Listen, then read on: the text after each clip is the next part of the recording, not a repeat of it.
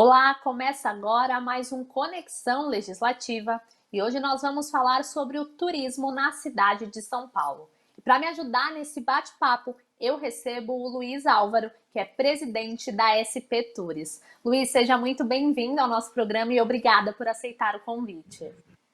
Eu que agradeço o convite e vai ser muito bacana falar um pouco sobre a cidade de São Paulo, justamente agora durante o aniversário dela. Bom, como você citou, o mês de janeiro é especial para a cidade de São Paulo, justamente porque marca, né, o aniversário. Dia 25 é, então, a comemoração de fato do aniversário da cidade de São Paulo. E para começar esse nosso bate-papo de hoje, gostaria que você contasse um pouquinho da história dessa cidade que recebe tantas pessoas e que é tão movimentada. Bom, a cidade de São Paulo, então, comemora 467 anos agora, no dia 25 de janeiro.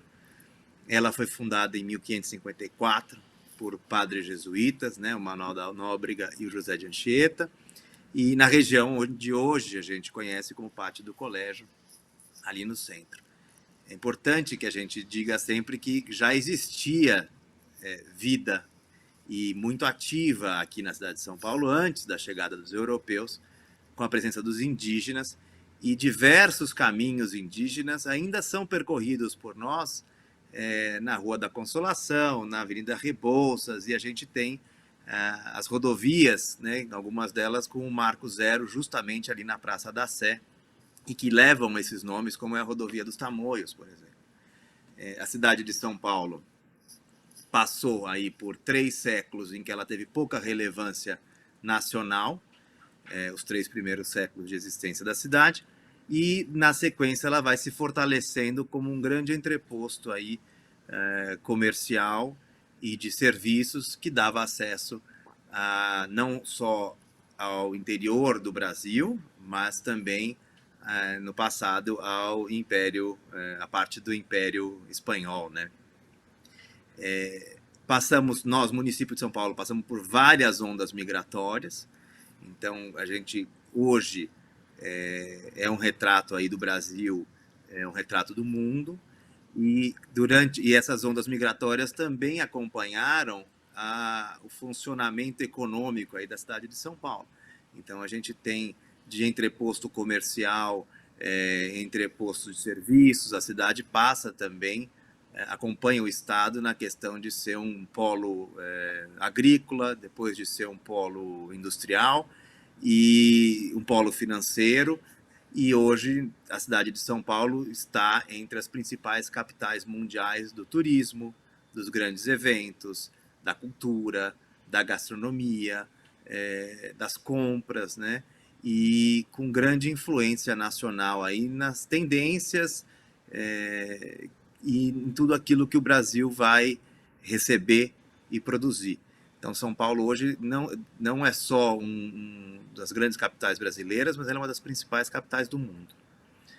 A outra coisa que é importante a gente ressaltar na nossa história é que a cidade de São Paulo foi palco fundamental de eventos históricos de grande relevância nacional. A proclamação da independência aqui no bairro do Ipiranga, a gente vai celebrar o bicentenário no ano que vem, a Semana de Arte Moderna, em 1922, e que a gente vai celebrar o centenário no ano que vem. Teve o grande palco, o Teatro Municipal ali no centro.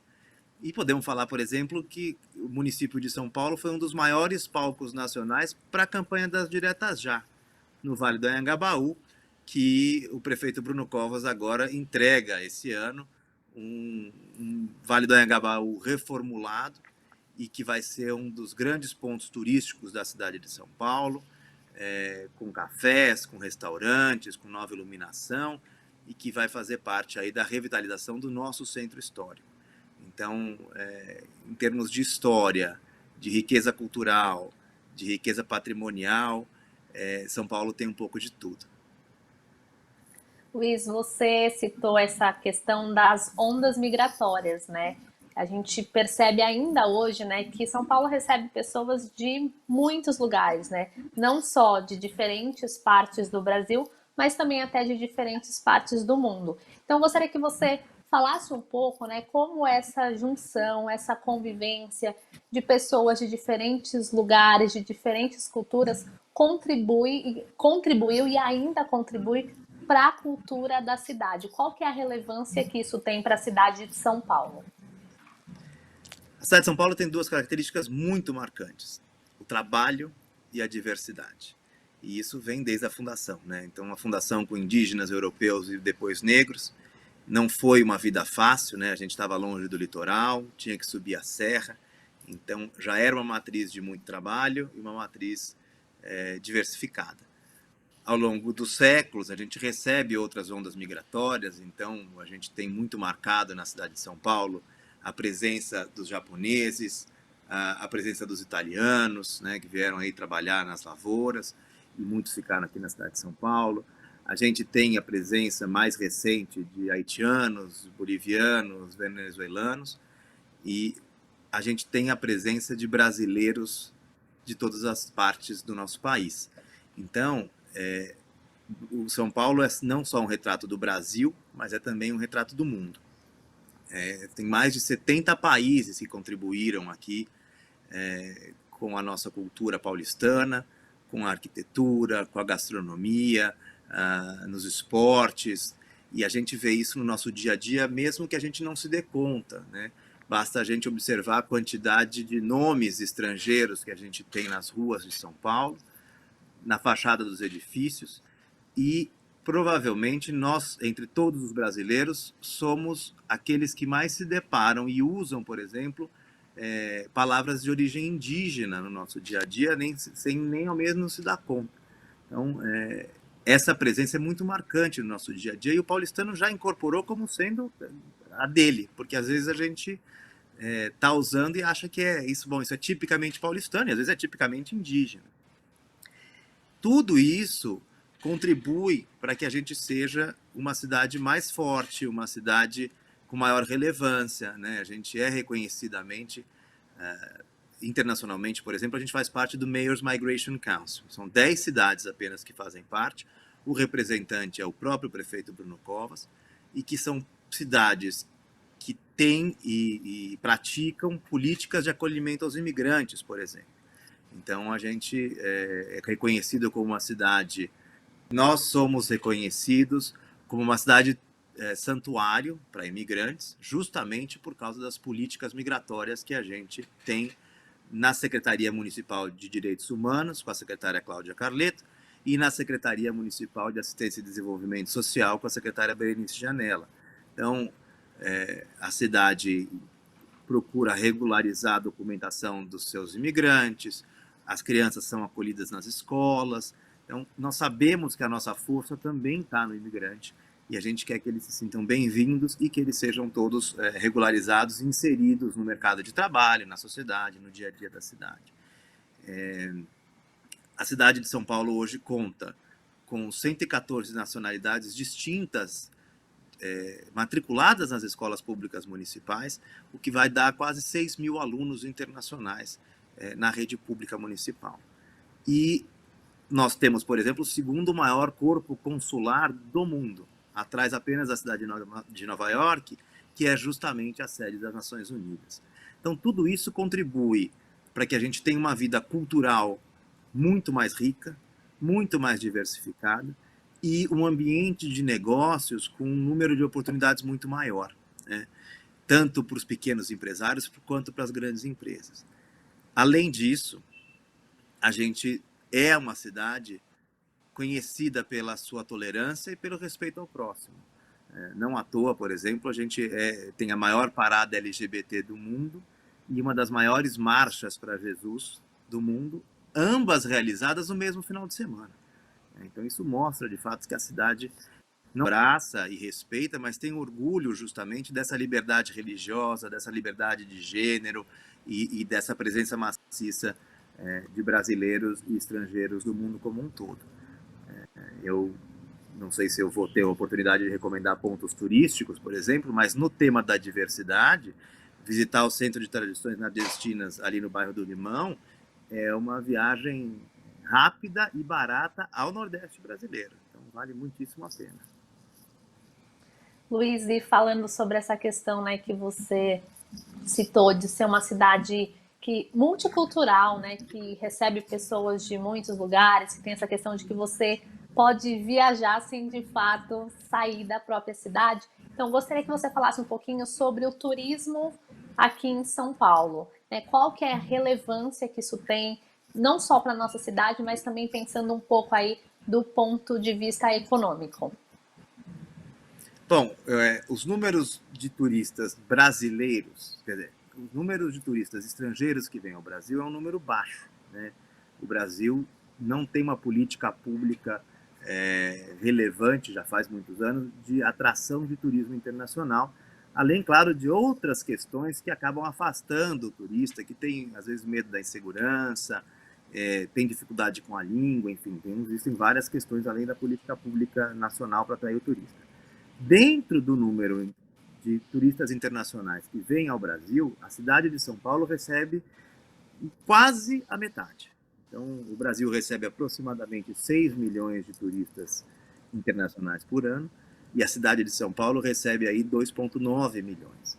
Então, o número absoluto não é muito grande, mas o número, a porcentagem daqueles que vêm para o Brasil é muito boa dos que vêm aqui para São Paulo, passam pela cidade de São Paulo. O número total de turistas que vêm para a cidade de São Paulo ultrapassa a casa dos 15 milhões de turistas.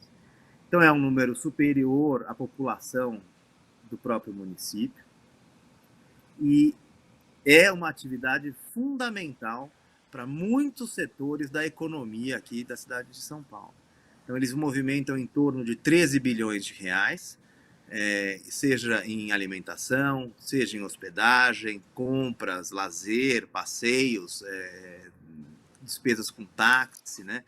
Então, a atividade turística no município de São Paulo, ela é fundamental justamente para esses setores que hoje são os mais fortes aqui no município, que são os setores de prestação de serviço.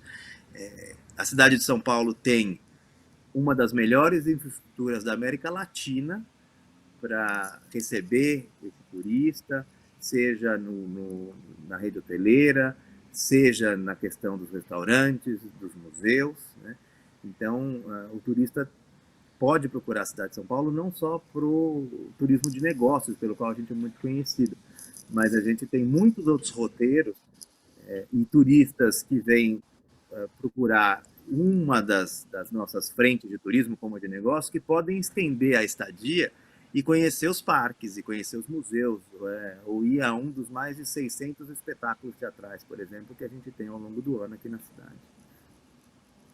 Luiz, você falou sobre essa questão da infraestrutura, né, que a cidade de São Paulo proporciona para os turistas. Você poderia exemplificar um pouquinho para o nosso público? Existe aí um balanço de, por exemplo, quantos hotéis existem na cidade ou quantos hostels para receber esses turistas? Poderia falar um pouquinho mais dessa estrutura que a gente tem disponível aqui na cidade?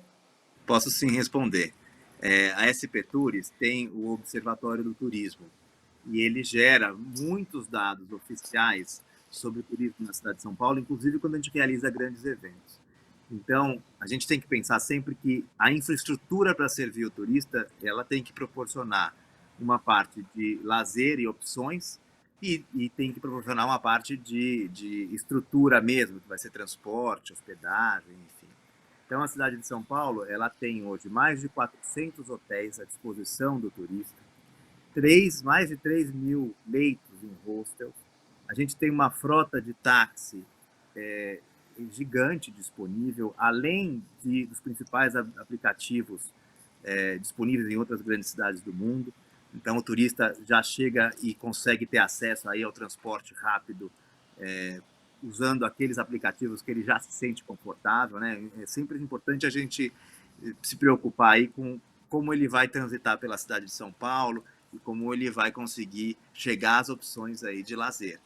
E aí, quando a gente fala de lazer, a gente tem aí mais de 20 mil restaurantes, que vai dar aproximadamente 50 tipos diferentes de culinária, seja culinária nacional, seja culinária internacional. São mais de 30 mil bares, 124 museus, 126 parques e áreas verdes. A gente tem mais de 600 peças de teatro acontecendo na cidade ao longo do ano, em 120 salas de teatro, 121 bibliotecas, 153 centros de esporte e lazer, além de muitas festas, sejam elas grandes festas como é o Carnaval, que hoje é o maior carnaval do Brasil, seja a Parada LGBT, que é o maior evento do gênero aqui quer dizer, no mundo, ou pequenas festas regionais, como é, por exemplo, a festa da Queropita, que é a festa italiana, o Ano Novo Chinês no bairro da Liberdade. Então, existem muitas opções para todos os gostos, seja aquele que quer vir fazer um excelente atendimento ou tratamento hospitalar, por exemplo, aqueles que querem fazer compras ou aqueles que querem vir simplesmente para se divertir. Então, a estrutura de São Paulo, ela é hoje a melhor estrutura que se pode encontrar aí nas grandes capitais brasileiras, para você ter um turismo de negócios, para você fazer o seu grande evento, para você se consultar aí em excelentes hospitais, ou para você fazer boas compras e comer daquilo que existe de melhor. Então, uma das coisas que eu sempre digo é que você viajar para São Paulo é sempre uma viagem de experiência em que você vai encontrar um pouco do mundo e um pouco do Brasil aqui no nosso município. Luiz, achei muito interessante essa questão que você citou, né? Dessa questão que às vezes a pessoa ela pode vir para a cidade em busca de um tratamento ou aí para fazer algo relacionado ao trabalho e tem aí essa opção de turismo, né? Ela tem essas diversas opções que você citou para explorar na cidade. E pensando justamente nessa infraestrutura que você exemplificou aqui para gente, já dá para fazer um balanço de 2020? Como é que foi o ano para o turismo aqui na cidade? Já dá aí para perceber algum tipo de impacto da pandemia? Gostaria que você fizesse um balanço para a gente sobre essa questão. Bom, obviamente que o setor de turismo, assim como todo o setor de serviços e o setor de grandes eventos, sofreu muito aí com a pandemia. O de turismo e as viagens internacionais e logo na sequência as viagens nacionais foi um dos primeiros setores a parar, porque a gente sabe que uma das principais recomendações aí para que a gente possa se preservar da Covid é justamente ficar em casa sempre que possível e circular né, com menor intensidade. Então, inicialmente, justamente a parte das viagens e turismo sentiu muito. Logo na sequência, a gente tem aí uma diminuição dos grandes eventos na cidade de São Paulo, que é justamente uma das coisas pelas quais a gente é mais conhecido e que movimenta o setor de hotelaria, de alimentação, né, táxis, aplicativos, enfim. Então a gente teve uma queda bastante grande, o próprio Observatório do Turismo aqui da SP Tours levanta uma queda aí de 52% no movimento de turistas internacionais na cidade de São Paulo e 31% do movimento de turistas domésticos aqui no município. Então, essa movimentação de turistas ela já é um indicador de toda a parte de rede hoteleira, a parte de alimentação, a parte de transporte, grandes eventos, enfim. Por outro lado, a gente tem a convicção, e o prefeito Bruno Covas já colocou o turismo como um dos eixos aí para trabalhar na retomada da economia na cidade de São Paulo. E uma das questões que a gente tem que trabalhar é essa questão dos protocolos que foram assinados juntamente com o setor de bares e restaurantes, juntamente com o setor dos hotéis, de maneira a que eles possam voltar a operar com responsabilidade, aos poucos, e mantendo não só os turistas, mas a própria população da cidade de São Paulo o mais segura possível.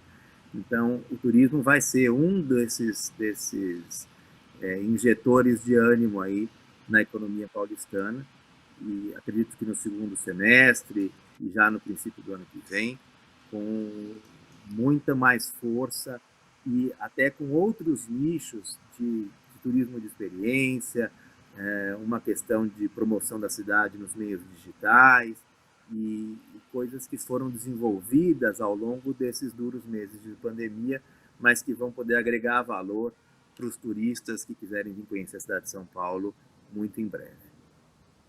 Luiz, você citou essa questão de que, né, claramente o turismo foi muito impactado pela pandemia, né, até pelos protocolos sanitários que são necessários, né, para que as pessoas evitem a contaminação.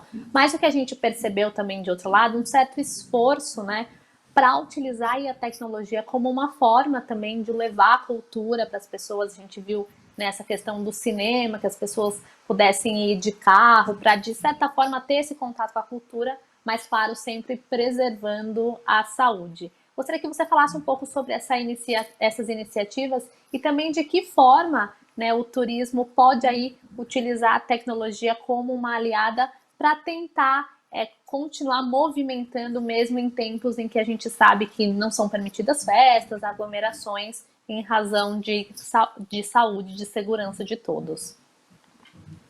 Bom, é claro que a gente está acostumado e a gente gosta, né, daquele turismo intenso, com as festas, com os grandes shows, festa de Réveillon, o carnaval lotado, tanto nas ruas da cidade quanto aqui no Sambódromo, mas é preciso que a gente se reinvente e crie novas formas aí de experimentar e de visitar os nossos destinos do coração e que São Paulo esteja sempre entre esses destinos. A cidade de São Paulo tem uma característica também muito peculiar que eu não falei em termos de turista, que a gente tem o turista que vem de fora da cidade, mas a gente tem o turista que é o paulistano, que dependendo da época do ano estava muito habituado a sair da cidade e que acaba agora ficando na cidade de São Paulo, até por premissa de não poder viajar, mas em vez de ficar na casa dele, por exemplo, ele passa a ir para os hotéis da cidade. Então, você explorar o próprio público local é uma maneira de você movimentar o nosso setor hoteleiro, por exemplo, sem ter que trazer ninguém da cidade de São Paulo, de fora da cidade de São Paulo. Tem paulistanos que não experimentaram ficar em outras regiões ou descobrir outras regiões. Então, eu acho que existe um investimento a ser feito em atrair o próprio paulistano, pensando nele como um turista. A cidade é muito grande, a cidade é muito diversificada e todos os que estiverem aqui assistindo podem acreditar em mim, vocês não conhecem a cidade de São Paulo como vocês poderiam conhecer. A outra questão é fortalecer a imagem da cidade de São Paulo como uma cidade respeitadora das regras, no geral, e especialmente dos protocolos de segurança do coronavírus. E isso vai dar a tranquilidade e vai dar a segurança de que os turistas podem vir. Porque, mais do que se sentir bem-vindos, eles querem se sentir seguros. Então é importante que cada uma das pessoas envolvida na indústria do turismo, nessa enorme cadeia do turismo que a gente tem em São Paulo, que eles passem essa sensação, né? Que eles sigam os protocolos, que eles estejam de máscara. Essa sensação de segurança vai ser fundamental para que eles voltem, né? Para que os turistas venham para a cidade de São Paulo. Eu digo sempre, tudo que vai funcionar em qualquer lugar depende do poder público, depende da responsabilidade individual de cada um e depende da iniciativa privada. Então, sempre esses três atores. Então, a gente precisa fazer um esforço nesses três âmbitos para que os turistas se sintam seguros para visitar a cidade de São Paulo novamente. E quando a gente fala de tecnologia, aí a gente tem um mundo a ser explorado, né? Então, a gente tem a questão da gastronomia, que você pode fazer todas as entregas, você pode fazer a divulgação dos nossos restaurantes ou do nosso ambiente gastronômico nacional e internacionalmente.